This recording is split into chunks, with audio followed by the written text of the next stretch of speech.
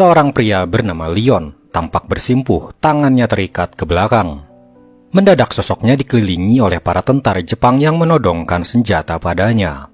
Tentara Jepang itu menuduh Leon sebagai orang yang melakukan pengeboman di stasiun Gyeongsong yang menewaskan komandan mereka.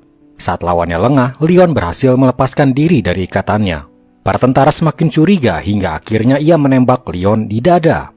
Tapi Leon tak terluka sedikit pun. Para tentara tak tahu kalau Leon adalah siluman rubah ekor 9 dan kekuatannya setara dewa.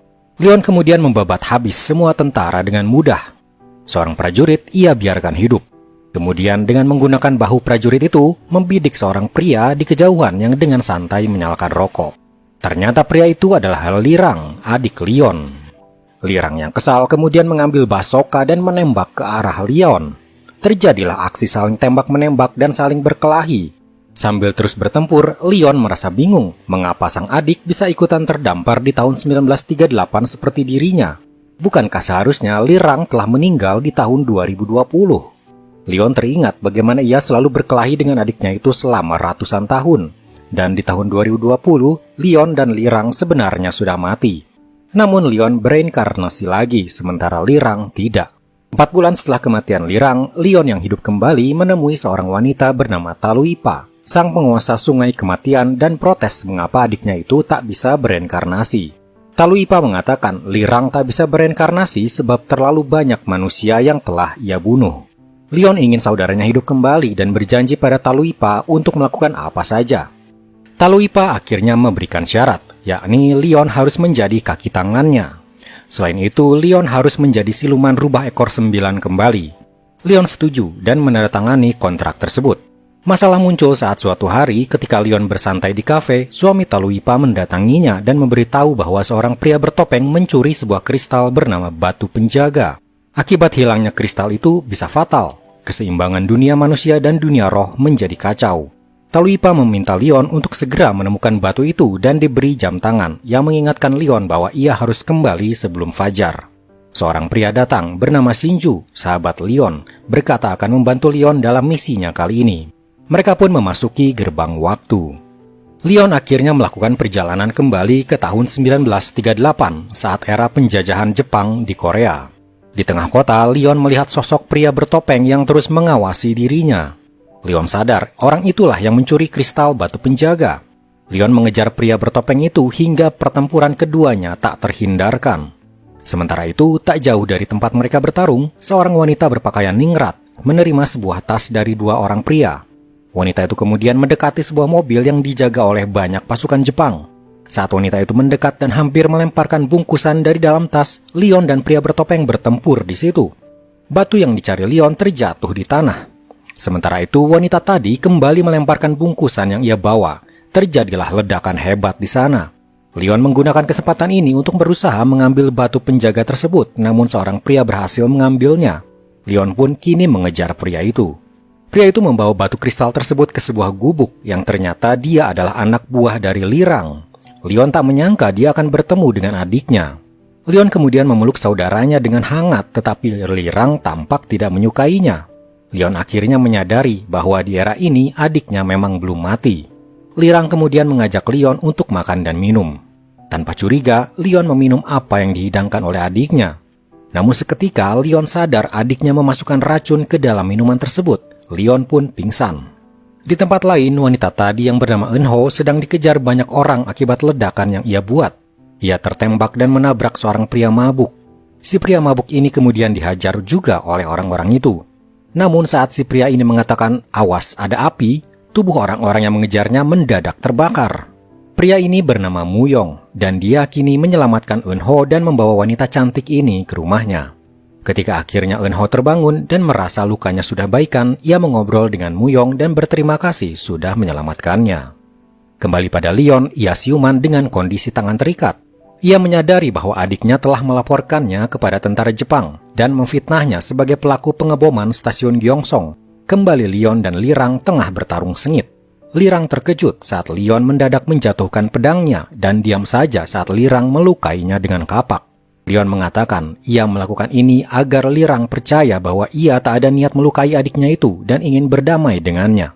Leon mengelus kepala Lirang dan meminta adiknya itu untuk hidup lebih baik, kemudian ia pergi. Namun tiba-tiba dari belakang, Leon melihat Lirang ditusuk oleh pria misterius bertopeng, si pencuri kristal batu penjaga. Leon langsung memeluk adiknya itu sementara si pria bertopeng pergi dan menghilang. Leon membawa adiknya itu ke sebuah penginapan dan membaringkannya. Kondisinya sangat kritis. Leon pun keluar mencari bantuan. Leon bertemu dengan seorang pria bernama Do Bangsak yang punya kemampuan untuk membuat manusia hidup abadi dan menjadi muda kembali. Bangsak sendiri adalah sosok yang ditakdirkan untuk berumur panjang dan tak bisa mati. Leon mendatanginya dan mencoba untuk melakukan tawar-menawar dengannya agar Bangsak bersedia untuk menyelamatkan Lirang. Bangsak bersedia memberikan umur panjang pada Lirang asalkan Leon membawa sebuah pedang bernama pedang Uturi untuknya. Bangsak sudah lelah dengan umur panjangnya dan hanya pedang Uturi yang bisa membunuhnya. Leon pun menyetujui syarat ini. Kembali pada Lirang, ia bangun, namun kemudian ia menyadari bahwa hanya jiwanya saja yang sadar tetapi tubuhnya terbaring tak berdaya. Lirang telah menjadi hantu. Lirang ingin berkomunikasi dengan Leon, namun apa daya sang kakak tak bisa melihat dirinya. Leon hanya bersin saat ia ditembus sukma Lirang. Leon berkata pada Lirang yang sedang terbaring, mengatakan ia tak akan menyerah untuk menyelamatkan adiknya itu. Lirang yang melihat kejadian itu merasa sedikit terharu. Leon tidak punya waktu lama, ia segera mencari pedang Uturi agar adiknya bisa hidup kembali. Dalam perjalanannya, Leon menyadari bahwa orang yang memegang pedang Uturi di zaman ini adalah dirinya sendiri, versi yang lebih muda dan berambut panjang. Kita sebut saja Leon berambut panjang ini Leon 1938. Leon sampai di kediaman dirinya yang dulu dan diam-diam mencoba merebut pedang itu dari dirinya yang lebih muda. Ia hampir ketahuan, namun untungnya ia dikira cermin karena Leon 1938 sedang mabuk opium. Leon langsung kabur setelah berhasil mendapatkan pedangnya. Tapi ternyata Leon 1938 tahu kalau pedangnya dicuri dan menghadang Leon. Terjadilah pertarungan mereka berdua. Awalnya mereka seimbang, tapi Leon terlihat semakin terdesak dan terkunci. Ia pun mengeluarkan ponselnya dan memperlihatkan foto pacarnya di era itu yang baru saja meninggal. Leon berkata, pacarmu masih hidup dan kini ada di Manchuria. Leon 1938 percaya akan hal itu dan segera pergi menuju ke sana. Kembali ke penginapan, Lirang menyadari bahwa Bangsak adalah iblis yang jahat. Ia tak hanya mengambil kekuatan hidup dari orang-orang, tetapi juga menghisap jiwa mereka untuk membuatnya tetap awet muda. Tiba-tiba Bangsak bisa mendengar suara Lirang, namun tak bisa melihat kehadirannya. Bangsak kemudian meminta anak buahnya untuk membawa tubuh Lirang kepadanya. Namun di kamarnya, ternyata Lirang tidak ada di sana. Rupanya sejumlah giseng di sana telah membawa pergi tubuh Lirang ke kamar lain. Ternyata sebelum pergi, Leon berpesan pada salah satu giseng untuk membawa tubuh Lirang pergi jika ia belum juga kembali hingga tengah malam. Sayangnya Bangsak berhasil menemukan tubuh Lirang. Leon akhirnya bertemu dengan Bangsak. Namun Leon sadar bahwa ia telah ditipu sejak awal. Tujuan Bangsak meminta pedang Uturi bukanlah untuk membunuh dirinya, tapi untuk menghancurkan pedang itu agar ia bisa hidup kekal. Tiba-tiba seorang anak yang tadinya jiwanya dihisap oleh Bangsak muncul dan mengatakan bahwa Bangsak adalah iblis penyu. Ternyata arwah Lirang masuk ke dalam tubuh anak itu agar bisa berbicara pada Leon. Setelah tahu hal itu, Leon pun mengucapkan mantra pengusir iblis penyu. Wujud asli Bangsak pun terlihat. Kemudian akhirnya ia bisa Leon kalahkan. Semua umur yang pernah dihisap oleh Bangsak terpencar keluar. Lirang pun akhirnya bisa dihidupkan kembali. Namun sayangnya Leon telah gagal mengembalikan batu kristal karena gerbang waktu tertutup sehingga membuatnya terjebak pada tahun 1938. Di suatu siang, Leon dan Lirang kini menaiki kereta untuk menuju suatu tempat. Di dalam kereta banyak orang dan tentara Jepang juga. Alasan Leon ada di kereta ini adalah karena beberapa jam lalu ia mendatangi Taluipa di era ini untuk menanyakan bagaimana caranya ia bisa kembali ke tahun 2023 lagi. Taluipa berkata, kalau kau ingin kubantu, kau harus membantuku juga. Kau harus mengambil seruling emas yang nanti siang akan dibawa di sebuah kereta menuju Busan. Maka Leon pun kini ada di kereta itu dalam misi mengambil seruling emas. Seruling itu ada pada seorang prajurit Jepang. Sementara itu di gerbong lain, seorang wanita cantik dan kuat bernama Hongju. Kekuatannya setara dewa juga, sama dengan Leon, dan dia sangat terobsesi pada Leon karena ketampanannya. Dia tahu kalau Leon ada di kereta ini, maka ia pun sudah bersiap-siap untuk bertemu dengannya. Ketika kereta memasuki terowongan, semua orang di kereta tiba-tiba panik karena ternyata barang-barang mereka hilang. Ternyata Lirang dan para anak buahnya merampas semua harta mereka untuk membantu Leon mendapatkan seruling emas itu. Sayangnya, seruling itu malah diambil oleh Hongju. Prajurit Jepang yang bertugas membawa seruling itu pun langsung mendatangi Hongju dan meminta seruling itu kembali. Terjadilah perkelahian mereka berdua hingga akhirnya prajurit itu bisa Hongju kalahkan. Lalu datanglah Leon dan Lirang. Mereka tahu kalau seruling itu ada pada Hongju. Hongju pun segera memberikannya tanpa perlawanan karena dia sangat menyukai Leon. Tapi Leon tampak tidak nyaman dan memang selalu menolak cintanya Hongju. Hongju pun langsung ngambek, membuat Leon takut juga karena Hongju terkenal sangat kuat. Hongju terlihat semakin kesal karena cintanya selalu Leon tolak. Hingga akhirnya dia mengamuk dan terjadilah pertarungan dengan Leon. Mereka bertarung hingga di atas kereta. Ada satu momen di mana Hongju tersandung dan Leon menyelamatkannya agar tak jatuh. Hongju langsung tersipu malu, tapi Leon malah melepaskannya lagi, membuat Hongju kembali kesal. Amukan Hongju makin menjadi, ia pun menghentikan kereta hanya dengan kekuatan fisiknya saja. Kesempatan ini dipakai Leon untuk kabur menjauh dari kereta. Ia pun menaiki kuda bersama Lirang. Hongju melihatnya dari kejauhan dan berkata kalau kita pasti akan bertemu lagi. Leon pun menemui Taluipa lagi dan menyerahkan seruling emas itu kepadanya. Seruling itu memang harus diamankan dari para tentara Jepang karena konon mereka akan menggunakannya untuk menghancurkan Korea. Sementara itu, di markas tentara Jepang, seorang komandan bernama Ryuhei terlihat menahan amarahnya ketika ia mendengar seruling emas itu dicuri. Bawahannya bernama Akira gagal melindungi seruling itu.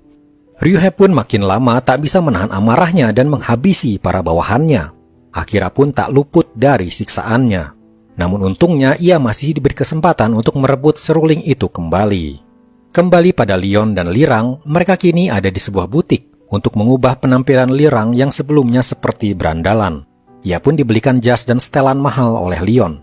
Di sana Lirang bertemu dengan seorang pelayan wanita yang membantunya memasangkan dasi untuknya. Hal itu membuat Lirang sedikit tersipu dan canggung. Tampaknya Lirang menyukai gadis itu yang bernama Yonghee. Setelah itu mereka pun datang ke sebuah penginapan untuk beristirahat. Namun tak disangka yang muncul adalah Hongju. Ternyata dialah pemilik penginapan itu. Leon ingin kabur saja dan tak jadi menginap. Tapi Hongju sudah siap-siap dengan amukannya, membuat Leon hanya bisa menurut dan terpaksa akan menginap di sana saja. Esok paginya Leon bertemu dengan Hongju di luar dan berkata kalau dia perlu bantuannya. Leon ingin menemukan pria bertopeng untuk membalas dendam. Namun ada satu syarat yang Hongju minta, yaitu Leon harus menjadi salah satu juri di kontes kecantikan Putri Joseon menggantikan dirinya. Leon terpaksa menyetujui syaratnya itu demi agar pria bertopeng itu bisa ia temukan. Di sana ia bertemu lagi dengan Eunho, gadis yang waktu itu melempar bom. Ternyata dia sangat benci pada para penjajah Jepang dan dia selalu memberontak demi kemerdekaan Korea. Kontes kecantikan Putri Joseon pun dimulai. Leon tampak bosan dan hanya menggambar tak jelas di kertas. Hingga akhirnya seorang pemenang diumumkan, lalu sesi foto bersama pun dimulai. Namun ketika sesi foto, si pemenang tiba-tiba melompat dan menyerang orang-orang di sana. Ia seperti berubah menjadi zombie. Leon pun segera melawan zombie itu. Zombie itu melompat keluar dan menyerang orang-orang. Lalu seorang pria bernama Muyong yang waktu itu menyelamatkan Eunho terlihat di sana dan langsung menyelamatkan zombie ke dalam sebuah peti. Kembali ke dalam gedung, Leon dan Eunho mengobrol. Ternyata zombie tadi disebut dengan Yacha. Rumornya banyak wanita cantik berubah menjadi Yacha. Para wanita itu punya kesamaan, yaitu semuanya pernah merawat diri di salon bernama Salon Choi. Maka Leon dan Lirang pun datang ke sana, berharap pelaku yang membuat para wanita menjadi Yacha bisa terungkap. Mereka pun berpura-pura melamar menjadi pelayan di sana. Tentu saja, di zaman ini jarang ada dua lelaki tampan bekerja di salon wanita, jadi para pengunjung di sana senangnya bukan main. Ketika mereka bekerja di salon, mereka mencurigai beberapa orang, yaitu pemilik salon dan seorang pelayan yang pendiam. Tapi mereka belum punya bukti yang cukup. Tapi yang aneh di salon itu adalah semua cermin di sana pecah. Leon pun berkata akan segera mengganti semua cermin tersebut. Esok harinya, Lirang kedatangan anak buahnya yang membelikan cermin. Kembali ke dalam, Lirang kaget ternyata para pengunjung sudah menjadi Yacha semua. Leon berkata, ternyata sampo yang digunakan di sini sudah diisi kutukan iblis Yacha, sehingga siapapun yang memakainya akan menjadi Yacha. Lalu muncullah si pelayan pendiam. Ternyata dia adalah iblis yang memasukkan kutukan Yacha ke dalam sampo itu. Lirang segera mengangkat cermin yang ia bawa. Itu membuat si iblis terbakar, karena ternyata iblis ini lemah akan cermin, makanya selama ini cermin di salon sengaja ia pecahkan. Ia berkata, "Aku juga disuruh oleh iblis di atasku untuk menjadikan para manusia menjadi yaca." Dia adalah si iblis bertopeng. Setelah mengatakan itu, tiba-tiba ia terbakar lalu hangus tak bersisa. Leon kini makin penasaran siapa sebenarnya pria bertopeng ini. Sementara itu di sebuah hutan gelap, Muyong yang tadi membawa Yaca di petinya berkata, "Aku akan menjadikanmu Yaca yang sempurna." Lalu kemudian tiba-tiba seseorang muncul. Ternyata Muyong adalah pria bertopeng yang selama ini Leon cari. Kembali pada Leon, di jalan ternyata ia bertemu dengan temannya bernama Shinju yang ikut masuk ke dalam gerbang waktu di awal film tadi. Malam itu penginapan Hongju tampak ramai. Para tentara Jepang tengah asyik minum. Seorang tentara Jepang terlihat menggoda seorang giseng hingga merendahkannya. Hongju sebagai pemilik penginapan tak tega melihat gisengnya direndahkan. Ia pun berkata pada si tentara, "Bagaimana kalau kau dan aku berlomba minum? Kalau kau mabuk duluan, kau harus pergi dari sini. Dan jika sebaliknya, maka kau boleh melakukan apapun padaku." Maka dimulailah perlombaan itu. Hongju terlihat minum dengan tenang, bahkan dia belum juga mabuk, sementara si tentara sudah mabuk dan tidak kuat lagi. Akhirnya si tentara kalah, dan karena malu ia pun pergi, tapi ia sempat-sempatnya menampar seorang giseng. Hongju tak tinggal diam. Di jalan, si tentara disergap bayangan hitam yang ternyata Hongju, yang dengan senar alat musiknya ia menjerat leher si tentara hingga tewas. Beralih pada Leon, dia dan Shinju sedang mengobrol tentang misi mereka selama di tahun 1938 ini. Mereka harus menunggu 1 bulan agar gerbang waktu terbuka lagi dan mereka bisa kembali ke tahun 2023. Namun diam-diam ternyata obrolan mereka dikuping oleh Lirang. Lirang pun pergi ke sebuah klub. Dia melihat seorang gadis bergaun merah mulai menyanyi dengan merdu. Lirang mengenali gadis ini adalah Yohi, pelayan yang ia temui di butik waktu itu. Namun tiba-tiba Yohi berubah menjadi putri duyung, karena sebenarnya ia adalah putri duyung yang bisa berubah menjadi manusia. Seorang pria mabuk terlihat naik ke atas panggung hendak menyentuh ekor Yohi. Lirang berusaha mencegahnya. Keributan pun tak dapat dihindarkan. Lirang dengan mudah mengalahkan para pembuat onar tersebut. Yohi mengucapkan terima kasih karena telah membelanya. Ia pun memberikan sebuah sisik putri duyung pada Lirang sebagai tanda terima kasihnya itu. Beralih di sebuah hutan, Muyong terlihat menuju sebuah gua. Namun ia dihalangi oleh seorang penjaga.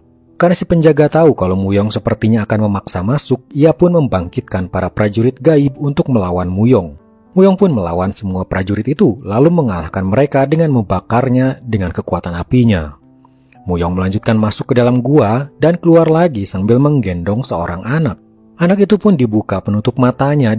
Kemudian ia berjalan menuju penginapan tempat Leon berada. Di kamarnya, Leon tiba-tiba terbangun kaget melihat seorang anak. Namun anak itu hilang lagi dalam sekejap. Ia pun bingung sambil ketakutan, apa sebenarnya barusan itu? Esok paginya, Leon menikmati hari mengobrol dengan adiknya. Leon bercerita dulu sewaktu kecil, Leon punya 2 sahabat, yaitu Hongju dan Muyong. Sedari kecil mereka bertiga adalah para dewa gunung, masing-masing punya kekuatan hebat. Namun beranjak dewasa, mereka kini menjadi rival karena punya tujuan hidup masing-masing. Beralih pada Hongju, ternyata dia pergi menemui Muyong. Leon belum tahu kalau pria bertopeng sebenarnya adalah Muyong. Cuma Hongju yang tahu akan hal ini dan mereka merahasiakannya dari Leon. Muyong bercerita, alasan waktu itu ia menusuk Lirang adalah karena ia ingin membalas dendam pada Leon atas kematian kakaknya. Setelah itu Hongju pun pulang. Di atas jembatan ia melihat Leon. Namun tiba-tiba Leon merasa aneh, matanya tiba-tiba tak bisa melihat. Lalu dari belakang muncul Muyong menghunuskan pedangnya. Hongju langsung melindungi Leon yang buta. Ketiga sahabat itu kini menjadi rival, tapi Hongju masih ingin melindungi Leon. Leon pun diajak pulang oleh Hongju. Leon tak tahu Muyong baru saja mencoba membunuhnya. Hongju pun kini mendatangi kediaman Muyong dan melihat seorang anak dengan sosok mengerikan.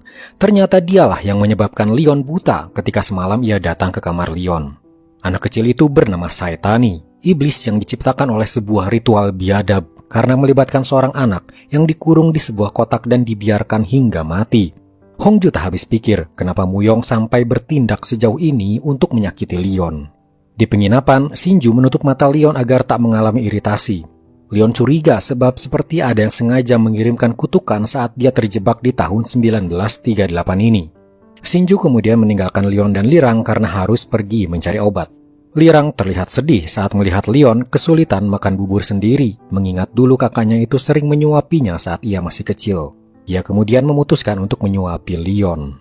Beralih di kediaman Eunho, ayah Eunho yang seorang pejabat berencana membantu kekaisaran Jepang. Hanya Eunho yang cemberut di ruangan itu karena ia tak suka dengan penjajahan Jepang ini. Tapi diam-diam, Ryuhei punya rencana untuk menikahi Eunho agar kekuasaan Jepang semakin kuat dan luas di Korea. Kembali pada Leon, malam itu ia tiba-tiba diserang oleh sekelompok bandit. Rupanya mereka semua adalah iblis yang pernah dikalahkan Leon dan kini mereka di sini untuk membalas dendam. Namun, Leon bisa melawan mereka semua menggunakan insting siluman rubahnya dan mengalahkan mereka. Sementara itu, Shinju dan Lirang sedang berada di gerbang kota.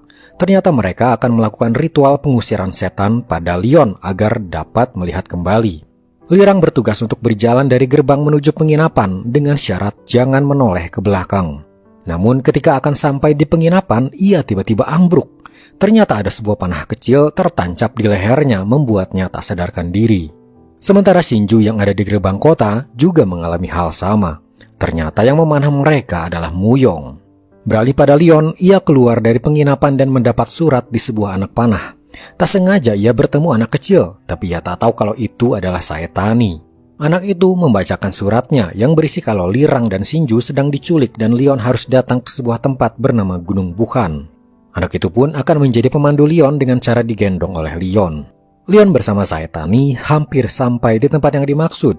Tiba-tiba Muyong melepaskan panah pada Leon. Leon berhasil menghindar, namun akhirnya kakinya terpanah juga dan dia terduduk di sebuah pohon.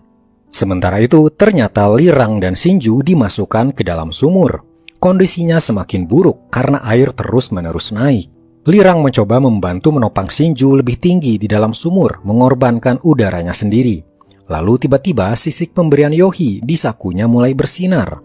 Di saat yang sama, Yohi mendapat firasat Lirang berada dalam bahaya. Kembali pada Leon, ia terus mencari Lirang dan Shinju dan berhenti di mulut gua tempat Saetani waktu itu diambil oleh Muyong. Saetani tiba-tiba berkata pada Leon, "Kenapa kau lupa padaku?" Leon bingung apa maksudnya ini. Tapi saat Leon mendengar suara lonceng, ia baru ingat bahwa dulu ketika Leon masih menjadi dewa gunung, ia melihat seorang anak membebaskan seekor ikan mas. Leon menghadiahinya sebuah lonceng. Leon juga berjanji akan mengabulkan satu permintaan anak itu. Lalu pada suatu hari, anak itu dibawa untuk dijadikan tumbal pemanggilan iblis. Ia dibiarkan lapar dan haus di dalam sebuah kotak. Ia memanggil nama Leon meminta bantuannya, namun hingga ia mati, Leon tidak datang. Hati Leon hancur melihat masa lalunya ini, karena waktu itu ia sudah tidak lagi menjadi dewa gunung, jadi tak bisa menyelamatkan anak tersebut. Leon pun kini memeluknya, meminta maaf padanya dan menyebutkan nama anak itu yang bernama Lea. Lea akhirnya sudah tak marah lagi, dan wajahnya kembali menjadi tidak menyeramkan. Mata Leon pun kembali bisa melihat. Lea pun memberitahu di mana Lirang dan Shinju berada. Akhirnya Leon bisa menemukan sumur itu dan segera menyelamatkan Shinju dulu. Tiba-tiba seorang wanita masuk ke sumur. Ternyata dia adalah Yohi, langsung menyelamatkan Lirang karena mendapat firasat dari sisik yang ia berikan. Akhirnya Lirang juga berhasil selamat. Sementara di hutan, Muyong marah karena rencananya gagal. Ia bersumpah akan terus membalas dendam pada Leon bagaimanapun caranya. Lirang pun dirawat oleh Yohi. Walaupun dia berhasil selamat, namun kondisinya masih lemah. Leon dan Shinju sudah bisa melihat tampaknya Lirang dan Yohi bisa jadi pasangan. Namun sepertinya Lirang masih gengsi dan malah berkata ingin membayar utang budinya karena Yohi telah menyelamatkannya. Leon pun keluar dan bertemu dengan anak buah Lirang. Mereka sempat membagikan gambar pria bertopeng ke orang-orang dan akhirnya mendapat info kalau si pria bertopeng pernah mencuri kotak perhiasan di sebuah rumah orang kaya. Sementara itu di rumahnya, Muyong membuka kotak perhiasan yang telah ia curi. Tapi barang yang ia cari tidak ada di kotak itu. Muyong pun berkeliling kota membagi-bagikan perhiasannya pada pengemis dan orang miskin. Di malam hari, Shinju dan Leon menyatroni rumah seorang pejabat kaya bernama Sunwoo. Leon menyuruh Shinju untuk mencuri kotak perhiasan milik keluarga ini. Shinju berhasil menyelinap ke dalam, tapi saat mencoba mencuri kotak perhiasan, dia ditahan di bawah todongan senjata oleh Eunho. Ternyata Eunho adalah anak dari pejabat Sunwoo. Yang membuat Shinju kaget lagi, ternyata Eunho adalah Yuri yang di tahun 2023 merupakan istrinya. Tapi tentu saja Eunho tak kenal Shinju ini siapa. Shinju pun menyambar sebuah kotak dan berlari kabur. Ia sempat tertembak beberapa kali tapi masih bisa berdiri. Ketika di luar, Shinju dan Leon pun berlari pulang. Tapi di tengah jalan, Leon kembali bertemu dengan si pria bertopeng. Pertarungan keduanya pun terjadi kembali. Rupanya pria bertopeng alias Muyong menginginkan kotak yang baru saja dicuri Shinju tadi. Lalu tiba-tiba Lirang dan para anak buahnya muncul mengepung Muyong. Muyong pun mencoba kabur. Ketika mereka mengejar, di hadapan mereka berdiri banyak orang dengan topeng untuk mengecoh. Ternyata Muyong telah membayar para warga untuk membantunya kabur dengan perhiasan yang kemarin siang ia berikan. Muyong pun berhasil kabur dengan membawa kotak yang dicuri Shinju tadi. Tapi ketika dibuka hanya ada batu saja. Ia sadar dirinya telah ditipu. Kembali pada Leon dan yang lainnya yang telah kembali ke penginapan, mereka memeriksa beberapa kotak lain yang berhasil diambil Shinju. Shinju pun mengambil sebuah kotak lagi yang ternyata isinya adalah sebuah penggaris emas. Penggaris ini adalah sebuah benda pusaka. Konon penggaris ini bisa membangkitkan orang mati. Leon pun kini sadar sepertinya si pria bertopeng mengincar penggaris emas ini untuk membangkitkan seseorang. Beberapa hari kemudian, Leon dan Shinju sedang dalam perjalanan menuju penginapan. Sampai di depan pintu mereka melihat ada keranjang berisi bayi tanpa orang tua. Ada tanda rasi bintang biduk di dahinya. Shinju terlihat senang dan menggendongnya, sedangkan Leon penasaran siapa yang menaruh bayi itu di depan penginapan. Lirang pun datang dan jelas terlihat dia tak suka ada bayi manusia di dekatnya. Leon pun sama, hanya Shinju saja yang senang dengan bayi itu. Shinju pun berkata akan pergi membeli popok dan makanan untuk bayinya dan menyerahkan bayi itu pada mereka berdua. Leon punya ide untuk menyimpannya lagi di depan rumah orang lain saja. Lalu mereka pun melakukannya. Namun sekembalinya ke penginapan, bayi itu sudah ada di depan pintu. Mereka pun menyimpannya lagi di rumah yang lain, bahkan sampai berkendara mencari rumah yang jaraknya jauh. Tapi lagi-lagi bayi itu kembali ke depan penginapan mereka. Mereka pun menyerah dan akhirnya terpaksa merawat bayi itu walau dengan kebodohan mereka yang tak tahu apa-apa tentang merawat bayi. Bahkan suatu hari, Lirang membawa bayi itu ke kota, lalu menyadari bahwa bayi itu bisa memprediksi sesuatu. Tak ayal, Lirang kemudian menggunakannya untuk berjudi. Alhasil Lirang menang banyak saat itu. Yang awalnya tak suka, kini Lirang jadi menyukai bayi tersebut. Beralih pada Muyong, terlihat ia mendatangi sebuah makam yang ternyata makam kakaknya. Ia teringat lagi masa lalunya saat digendong menaiki tangga oleh kakaknya. Muyong benar-benar sedih, ia merasa hampa tanpa kakaknya itu, membuat dendamnya pada Leon semakin membara. Beralih pada Eunho dan ayahnya yang sedang mengadakan pembukaan tambang emas. Ternyata ayah Eunho memihak Jepang agar ia juga bisa mendapatkan kekayaan dari tambang emas tersebut. Namun tiba-tiba dari dalam tambang muncul seorang pria. Ia pun dicurigai dan ditangkap. Setelah diinterogasi, ternyata ada yang mengenal pria itu. Dia adalah dewa keberuntungan dan kerjaannya hanya makan wortel saja sepanjang hari. Dewa ini bisa menemukan lokasi emas dengan mudah dan pihak Jepang ingin kekuatannya. Tapi dewa ini punya satu syarat. Ia ingin dicarikan seorang bayi dengan dahi bertanda rasi bintang. Maka pihak Jepang pun mulai mencari di seisi kota. Mereka bahkan membuat poster dan bersedia memberikan hadiah 1 juta yen bagi yang bisa menemukannya. Leon dan yang lainnya kebetulan sedang berjalan-jalan dengan bayi itu dan melihat poster tersebut. Mereka langsung kabur ketika para warga mengenali bayi itu dan mulai mengejar. Untungnya mereka bisa lepas dari kejaran para warga dan bayi itu pun selamat. Leon heran mengapa pihak Jepang menginginkan bayi itu yang ia beri nama Miho, bahkan mengadakan sayembara untuk mendapatkannya. Lirang pun kemudian menunjukkan kemampuan Miho yang bisa meramal letak koin yang disembunyikan dengan tepat. Leon pun sadar sepertinya Miho adalah dewi keberuntungan. Ia kini merasa cemas karena pihak Jepang kini mengincar Miho. Belum lagi ia juga harus berhadapan dengan si pria bertopeng. Sementara itu, Hongju yang baru saja keluar dari stasiun dihadang oleh bawahan Ryuhei. Mereka menyampaikan kalau Jenderal Ryuhei ingin bertemu dengannya. Hongju bersikap waspada dan ikut bersama mereka. Ia pun bertemu dengan Ryuhei. Ryuhei berkata, "Aku butuh seorang bayi yang saat ini bersama Leon di penginapanmu." Awalnya Hongju menolak, tapi Ryuhei memberitahu kalau salah satu gisengnya disekap. Ryuhei menawari pertukaran nyawa antara giseng itu dengan bayi yang ada pada Leon. Tanpa berkata apapun, Hongju kembali ke penginapan, mengambil Miho saat yang lain sudah tidur dan pergi lagi menuju Ryuhei. Di sana sudah ada dewa keberuntungan si pemakan wortel. Dewa itu ditanyai, "Sekarang kau sudah mendapatkan bayimu. Sekarang di mana lokasi tambang penuh emas berada?" Tapi dewa ini diam saja, membuat Akira mengancam untuk menembak bayi ini. Hongju kemudian memohon dengan sopan sambil berlutut yang membuat dewa itu akhirnya memberitahu sebuah lokasi di sungai. Sementara itu, Leon dan Shinju terlihat masuk ke markas kepolisian Jepang dan menyamar sebagai polisi di sana. Mereka sudah tahu kalau Miho diambil Hongju dan kini mereka akan melakukan sebuah misi. Kembali pada Hongju yang kini ada di sungai, dewa keberuntungan terlihat menyusuri sungai dan masuk ke dalam air.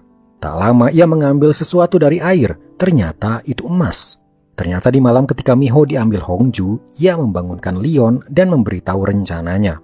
Ia akan berpura-pura membawa Miho ke Ryuhei, sementara Leon harus membebaskan seorang giseng yang disekap di kantor polisi. Maka kini Leon pun melakukan misi itu. Ia akhirnya menemukan tempat giseng disekap dan segera membebaskannya. Kembali ke sungai, Akira kini bertanya lagi di mana lokasi lain yang penuh emas. Dewa keberuntungan memberitahunya, namun tiba-tiba Akira menembaknya. Tak sampai di situ, Akira juga terlihat akan menembak Miho. Namun tiba-tiba Miho menghindar dan melompat. Ternyata itu adalah Lirang yang selama ini menyamar jadi Miho. Terjadilah pertarungan antara Lirang dan Akira.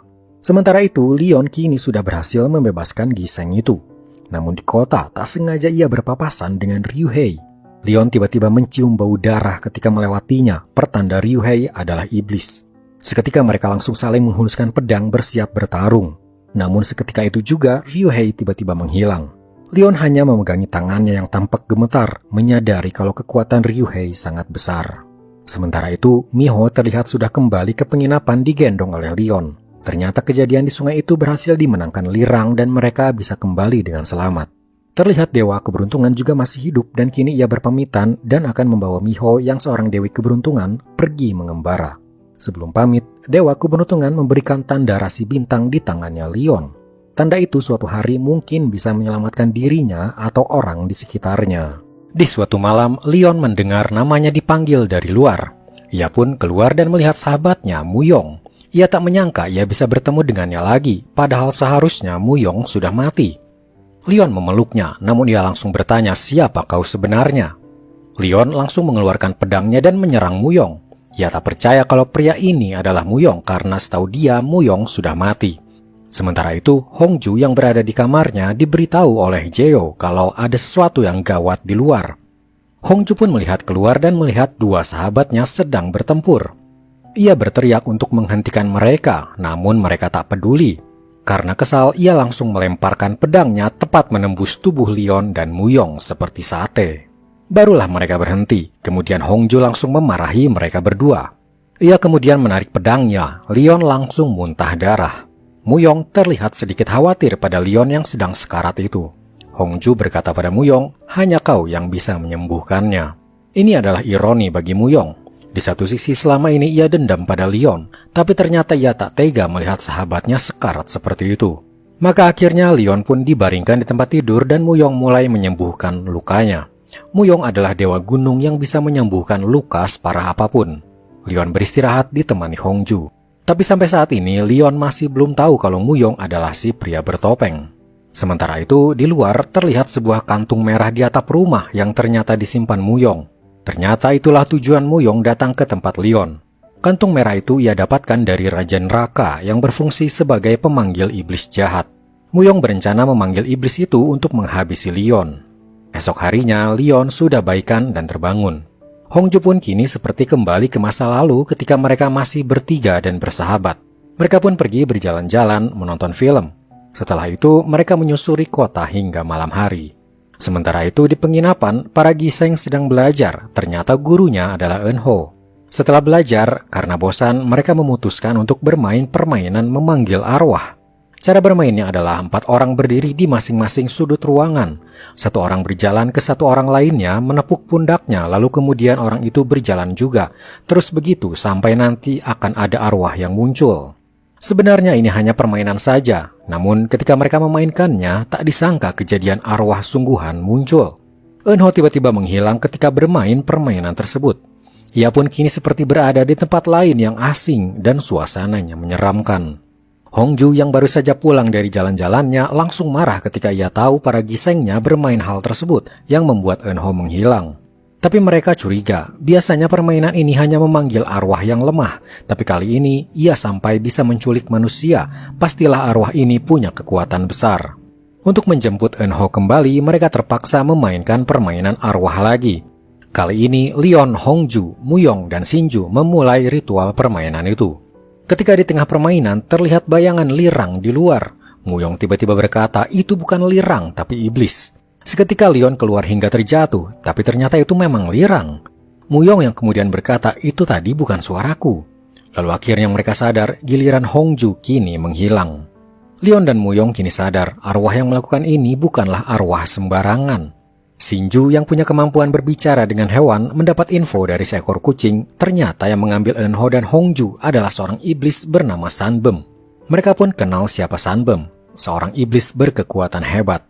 Tapi bagaimana iblis sekuat itu bisa muncul di penginapan Hongju? Ternyata semua itu adalah gara-gara kantung merah yang Muyong letakkan di atas atap. Dan kini Muyong menyesal karena sahabatnya Hongju menjadi korban karena ulah dirinya. Leon dan Muyong pun langsung melakukan ritual lagi untuk menjemput Eunho dan Hongju. Kali ini dibantu Lirang dan seekor kucing, mereka berdua berdiri di ruangan. Lirang memegang sebuah tali. Seketika ruangan itu menjadi gelap. Dan ketika Lirang masuk ke ruangan itu lagi, Leon dan Muyong sudah hilang, berganti menjadi tali yang bertautan ke sana kemari. Leon dan Muyong ternyata sudah ada di sebuah tempat gaib bernama Jalur Terkutuk. Jalur itu dibuat sedemikian rupa seperti sebuah kota. Dan ternyata mereka berdua dibuat menjadi pemain film zaman Joseon. Belum hilang kebingungan mereka melihat seorang aktris turun dari mobil. Ternyata dia Hongju. Namun Hongju ini tak kenal siapa Leon dan Muyong. Sepertinya iblis Sanbem membuat semua ilusi ini untuk mempermainkan mereka.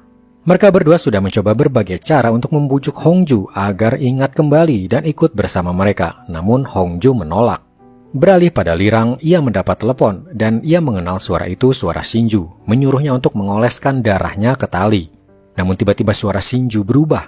Ternyata tadi adalah iblis Sanbem. Dia memang bisa menirukan suara siapapun sesuai keinginannya. Lirang juga kembali mendapat masalah ketika Sanbem berpura-pura menjadi Leon dan meminta mengeluarkannya. Berlanjut Lirang diserang oleh orang-orang bertudung. Tujuannya adalah Lirang melepas tali di tangannya agar Leon tak bisa pulang ke dunia nyata. Tapi Lirang tak menyerah dan mempertaruhkan tangannya berdarah demi agar kakaknya selamat.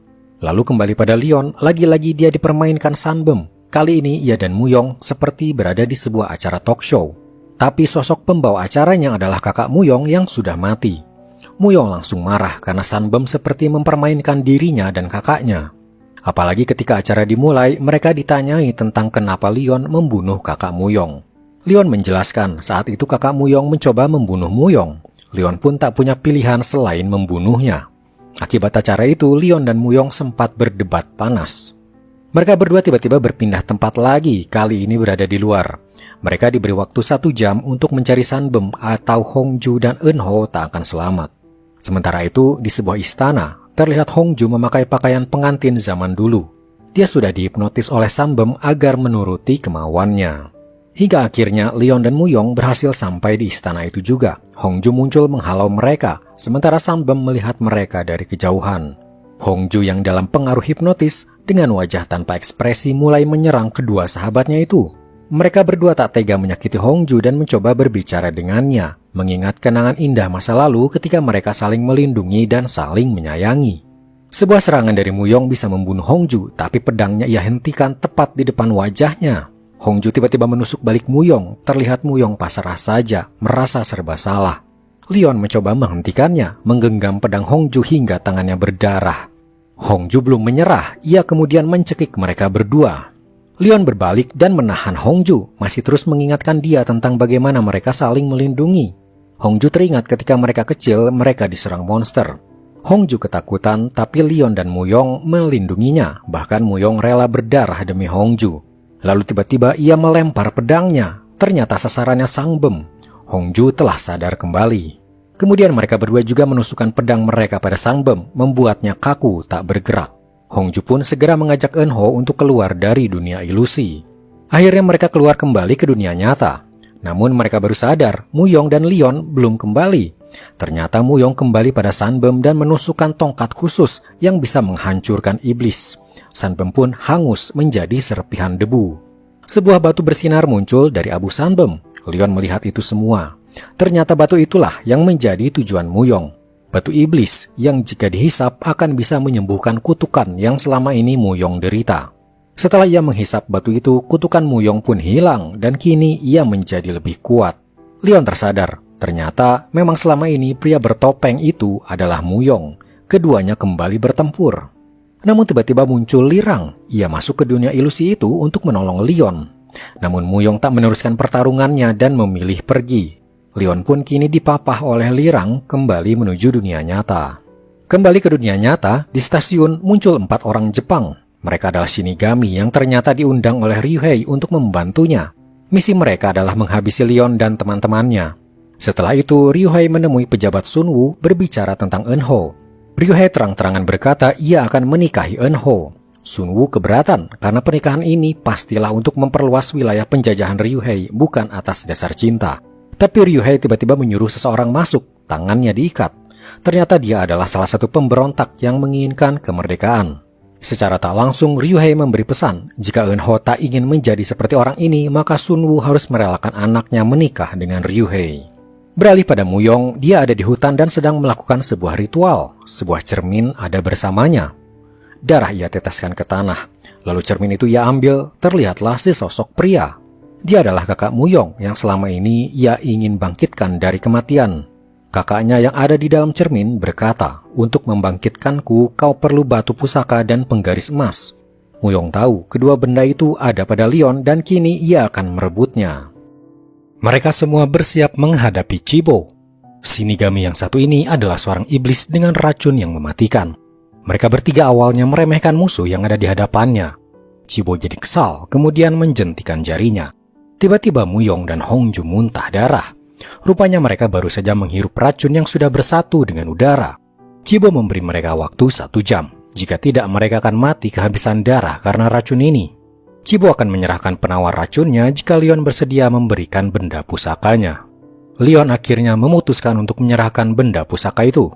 Namun Hongju langsung menendang perut Chibo. Terjadilah pertempuran. Hingga akhirnya mereka bertiga berhasil melumpuhkan Chibo.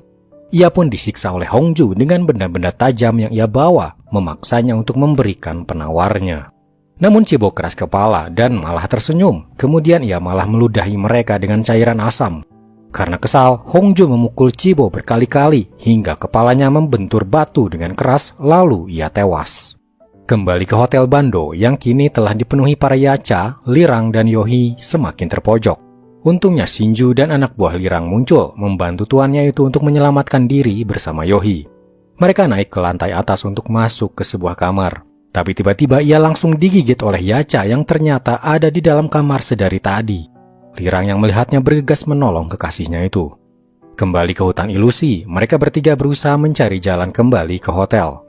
Namun sejauh apapun mereka berjalan, mereka bertiga selalu kembali ke tempat yang sama. Keadaan semakin kacau sebab kini Muyong pingsan dan Hongju sekarat karena racun itu. Saat itulah Yuki, salah satu dari 3 Shinigami, muncul. Yuki berkata ia menyukai Leon dan memberikan sebuah boneka salju. Tentu saja Hongju tak suka melihat kedekatan keduanya dan menarik Yuki menjauhi Leon. Keduanya kemudian bertengkar memperebutkan Leon dan akhirnya berkelahi. Leon memegang tangan Yuki namun tangannya membeku. Ternyata Yuki adalah iblis salju yang punya kekuatan bisa membekukan orang. Leon kemudian membuat kesepakatan dengannya.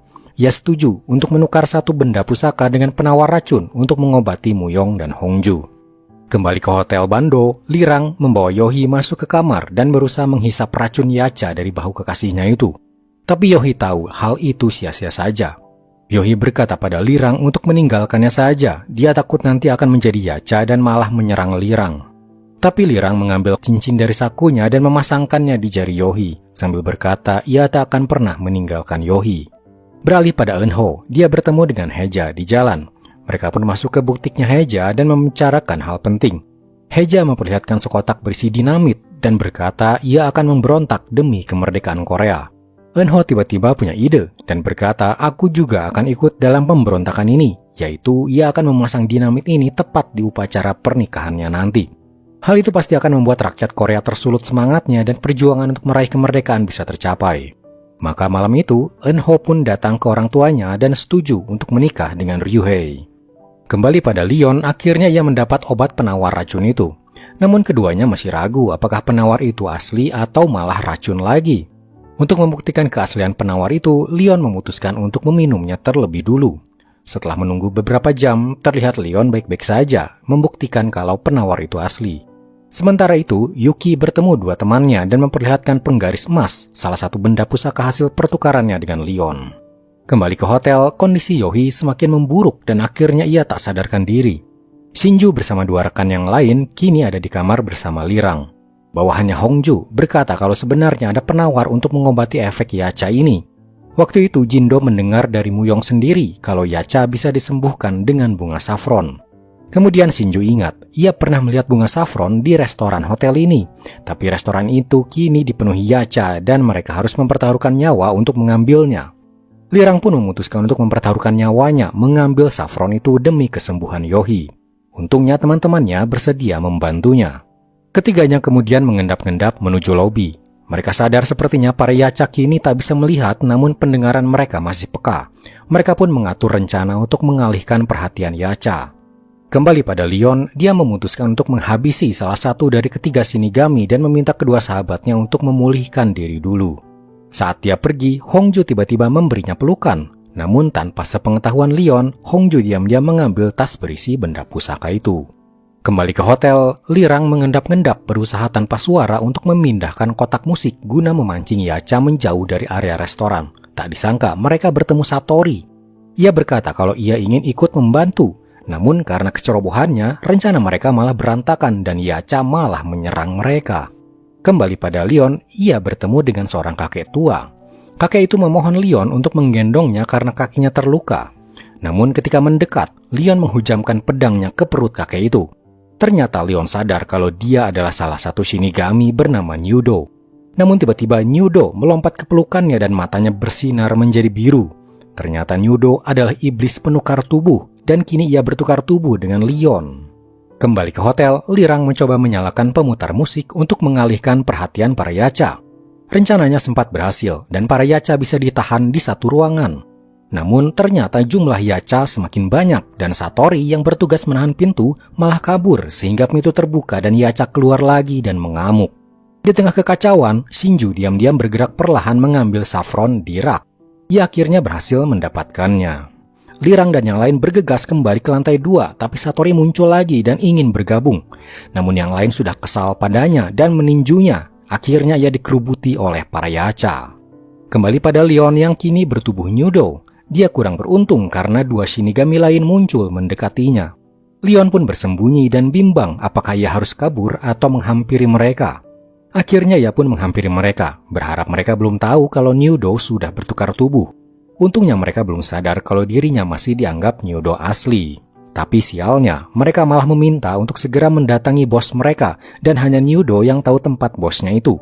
Leon bingung harus berbuat apa. Tiba-tiba, dia mengajak mereka mendekat lalu menatap tajam mata mereka.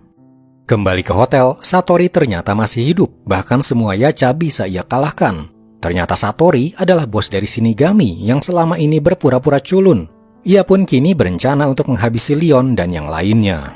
Kembali pada Hongju dan Muyong, kini mereka sedang bersama Nyudo yang bertubuh Leon dan mereka tak tahu kalau itu adalah Nyudo. Lalu tiba-tiba muncullah dua Shinigami lain, Ogama dan Yuki, langsung menyerang Hongju dan Muyong. Pertarungan pun terjadi. Hongju melawan Ogama, Muyong melawan Yuki. Ketika Hongju berhasil mengunci Ogama, ia menyuruh Leon di situ untuk menebasnya. Namun Leon malah menebas Hongju. Ia pun mengaku kalau dirinya bukanlah Leon, tapi Nyudo yang bertukar tubuh. Sementara Muyong juga dalam masalah. Ia berhasil dibekukan oleh Yuki. Hongju kesal dan menyerang mereka semua. Tapi dari belakang, Yuki memeluk Hongju dan tubuhnya seketika membeku juga. Saat keadaan genting seperti itu, Muyong yang punya kekuatan api perlahan bisa melumerkan es di tubuhnya, kemudian menyerang Yuki. Serangan itu fatal, membuat Yuki langsung ambruk. Ogama langsung marah menyerang Muyong dan pertarungan kembali terjadi. Muyong bergegas pada Hongju dan mulai mencairkan es dengan kekuatannya. Ogama datang dan mencoba meremukkan tubuh Muyong yang terus mencoba menolong Hongju. Melihat itu, Nyudo berkata ia ingin berpindah tubuh pada Muyong karena tertarik dengan kekuatannya. Ogama langsung mengunci Muyong dan Nyudo bersiap berpindah tubuh. Namun tiba-tiba Leon muncul menghadang kekuatan Nyudo. Mereka pun bertukar tubuh kembali seperti semula. Tanpa membuang waktu, Leon langsung mengeluarkan kekuatan pamungkasnya. Petir menyambar Nyudo, langsung menghanguskannya hingga tak bersisa. Dua Shinigami lainnya kabur melihat kejadian itu. Kembali ke hotel, akhirnya Lirang berhasil mendapatkan saffron dan meminumkannya pada Yohi. Perlahan kesadaran Yohi kembali dan dia akhirnya sembuh. Lirang akhirnya berhasil menyelamatkan kekasihnya itu. Kembali pada Leon dan kedua rekannya, mereka berbaring sejenak setelah pertempuran melelahkan tadi. Lalu mendadak tempat berubah, mereka kini kembali ke hotel. Namun tiba-tiba muncul Satori yang kini memakai baju tentara Jepang bersama dua Shinigami yang masih hidup. Dialah bos dari Shinigami selama ini. Dia langsung menghampiri Leon dan menghitung sampai 3. Leon menyerahkan benda pusaka tanpa perlawanan. Ternyata ia terhipnotis, dan hipnotis itu sudah Satori lakukan ketika dulu mereka bertemu dan bertatapan. Leon kembali sadar dan baru sadar kalau ia terhipnotis. Satori kembali menghitung. Kali ini sasarannya adalah Hongju dan Muyong. Mereka disuruh untuk saling mencekik. Melihat itu, Leon mengangkat tangannya tanda menyerah. Namun ternyata Leon juga mengucapkan kata Hore. Seketika dua Shinigami menangkapnya, membuat Satori bingung. Ternyata sewaktu di hutan, Leon waktu itu menghipnotis kedua Shinigami ini. Jika kalian mendengar kata Hore dariku, ringkuslah bos kalian. Ternyata Leon juga punya kemampuan hipnotis. Leon pun menyuruh kedua Shinigami untuk melempar Satori dari ketinggian, lalu keduanya harus ikut melompat juga. Leon merasa semuanya sudah berakhir, namun tiba-tiba Muyong merebut benda pusaka itu. Ia pun berhasil mengambilnya lalu kabur. Ternyata kerjasama mereka hanya sampai di sini. Muyong pun terus kabur hingga sampai di sebuah hutan gelap. Di sana, sesosok di cermin berbicara padanya. Itu adalah kakaknya. Ternyata Muyong mengambil benda pusaka berupa penggaris emas untuk membangkitkan kakaknya kembali ke dunia nyata. Sementara itu, Leon dibawa ke penginapan karena luka-lukanya sehabis bertempur melawan Shinigami. Keadaan Hongju juga sama. Dia kini berbaring di tempat tidurnya dan dirawat oleh pengawalnya Jeyo. Setelah beberapa hari, Leon sudah mulai baikan. Eunho terlihat mendatanginya untuk meminta bantuan Leon. Dia ingin Leon ikut dalam pemberontakan karena Eunho akan meledakkan dinamit di hari pernikahannya. Leon pun menyanggupi hal itu demi membantu rakyat Korea di era tersebut. Setelah itu, Leon datang ke tempat Taluipa dan berkata kalau penggaris emas berhasil direbut oleh Muyong. Taluipa bercerita, dahulu kala ada dewa gunung asli. Dewa gunung itu menjadi jahat dan lupa diri sehingga sebagai hukumannya ia dibunuh dan kekuatannya dibagi ke dalam 4 benda pusaka. Salah satunya adalah penggaris emas itu. Leon tiba-tiba menyadari Muyong yang ingin membangkitkan kakaknya itu semua hanyalah tipuan dari sosok yang ada di dalam cermin. Sosok di cermin itu sebenarnya adalah dewa gunung asli yang jahat. Ia pun segera berlari mencari Muyong. Jika dewa gunung asli itu bangkit, maka kehancuran dunia ada di depan mata. Di hutan, Muyong sudah menyiapkan ritual untuk membangkitkan kakaknya. Dia belum sadar kalau sosok di cermin adalah seorang dewa jahat. Ritual pun dimulai, simbol di atas tanah dibakar. Ketika api perlahan menghilang, muncullah sosok yang selama ini Muyong nantikan. Dia masih menganggap yang ada di hadapannya adalah kakaknya yang ia peluk dengan hangat. Namun tangan sosok itu berkuku panjang dan hitam. Perlahan mempererat pelukannya membuat Muyong sulit bernafas. Kemudian ia berkata, "Aku sebenarnya adalah dewa gunung asli." Lalu hanya dengan satu sentuhan, ia menyentuh dahi Muyong yang langsung ambruk tak bergerak. Muyong langsung sekarat. Kekuatan dewa gunung asli memang maha dahsyat.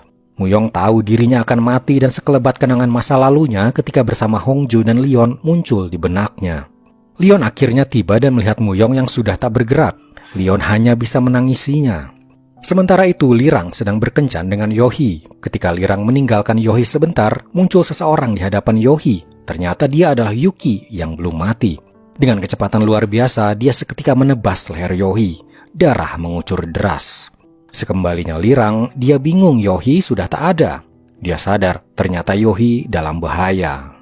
Yohi terlihat dikurung di dalam sel bersama dengan Jeyo yang juga tertangkap oleh Shinigami.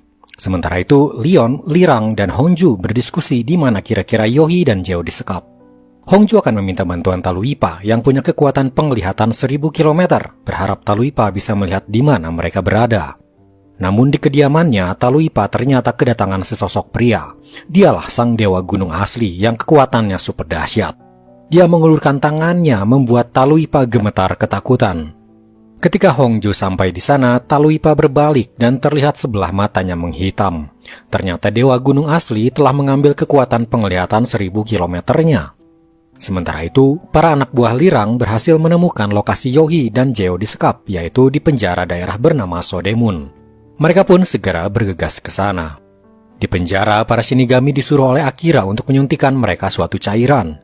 Namun ketika ingin menyuntikannya, Jeo berhasil melawan, membuat satu suntikan pecah. Ia pun segera dibawa oleh Ogama keluar, sementara Yohi dijaga oleh Yuki. Tak lama kemudian, Lirang dan yang lainnya akhirnya sampai di tempat tersebut. Lirang menemukan ruangan tempat Yohi disekap. Yuki terlihat siap menyayat lehernya. Hongju langsung mengalihkan perhatian hingga berhasil menjauhkan Yohi dan Yuki, membuat Yuki pingsan. Lirang pun akhirnya bisa memeluk Yohi lagi. Sementara itu, di sebuah hutan, Jeo terlihat diikat oleh Ogama. Tangannya terlihat lebam, ternyata suntikan tadi berhasil disuntikan padanya. Hongju yang juga mencari di sekitar hutan mendengar teriakan Jeo yang memang sengaja dibuat oleh Ogama. Setelah itu Ogama pun kabur. Tak lama Hongju berhasil menemukan Jeo dan langsung melepaskan ikatannya. Namun di luar dugaan, Jeo berkata Hongju harus menjauh dari dirinya. Lalu tiba-tiba Jeo terlihat marah dan menyerang Hongju.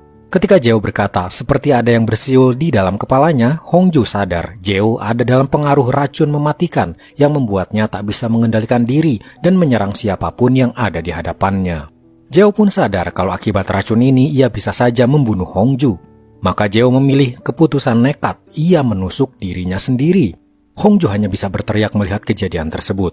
Kembali ke penjara, terlihat Yuki sudah terbangun dari pingsannya dan Ogama juga sudah kembali dari hutan.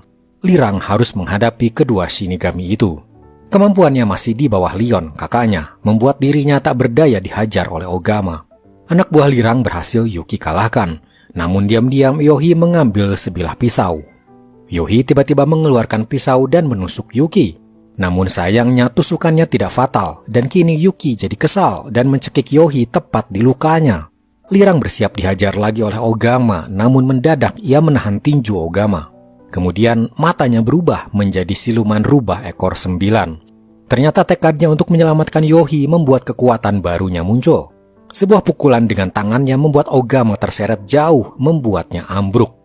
Dengan kekuatan barunya, Lirang kini mengendalikan kapak yang ada di lantai dan melesatkannya pada Yuki. Sebuah tebasan tangan menebas leher Yuki seolah tangannya terbuat dari pedang. Yuki pun berhasil dikalahkan. Kembali pada Hongju, tiba-tiba di sana muncul Lion 1938. Lion menawari Hongju sebuah tabung kaca yang ternyata berisi penawar racun untuk mengobati Jeo. Beralih pada pesta pernikahan Eunho yang ternyata diadakan hari ini, para undangan dan para pejabat dari Jepang terlihat menghadiri acara tersebut. Eunho dan Ryuhei terlihat berdampingan menuju altar. Di depan altar, sumpah pernikahan pun bersiap diucapkan. Namun tiba-tiba Eunho memotong ritual suci itu, membuat semua heran. Eunho berkata pada semua yang ada di sana, kalau tempat ini akan menjadi kuburan kalian. Eunho pun tiba-tiba berubah menjadi Lion dan langsung menembak Ryuhei. Sementara Eunho asli ada di ruangan lain. Akira langsung datang dan menghentikan Eunho. Terjadi aksi tembak-menembak antara Eunho dan para tentara Jepang. Kembali pada Lion, dia sekarang sedang berduel melawan Ryuhei yang memang seorang iblis. Mereka pun saling menyerang dengan kekuatan mereka. Sementara Eunho terlihat sangat brutal. Ia menembak semua tentara Jepang, bahkan seorang gubernur yang memihak Jepang ia tembak juga. Ayahnya yang melihat hal ini marah bukan main pada anaknya itu. Ayahnya yang memihak Jepang tak suka dengan sikap pemberontak Eunho. Tapi Eunho berkata, aku berhak memilih jalanku sendiri. Ayahnya mengambil pistol dan menembak Eunho. Tembakan lagi dilesatkan, tapi seketika muncul Shinju melindungi Eunho. Mereka pun segera pergi. Tak lama muncul para tentara Jepang melihat gubernur mereka sudah mati dan mengira ia ditembak oleh ayahnya Eunho. Dia langsung ditembak di tempat. Kembali pada Lion, ia melihat sebuah guci yang di dalamnya ada dinamit. Namun dinamit itu hilang. Ternyata Ryuhei sudah tahu sebelumnya akan ada pemberontakan. Ia pun melempar dinamit itu ke kakinya Lion dan menembaknya. Ledakan besar terjadi. Lion terluka, namun ia masih bisa berdiri. Ryuhei mengeluarkan kekuatannya mencekik Lion dari jarak jauh. Lion menahan rasa sakitnya. Dia kemudian mengumpulkan kekuatannya dan matanya berubah. Kekuatan rubah ekor 9 pun muncul. Petir tiba-tiba muncul di langit. Lion terlihat melayang dan wujudnya berubah. Dua kekuatan mereka pun beradu.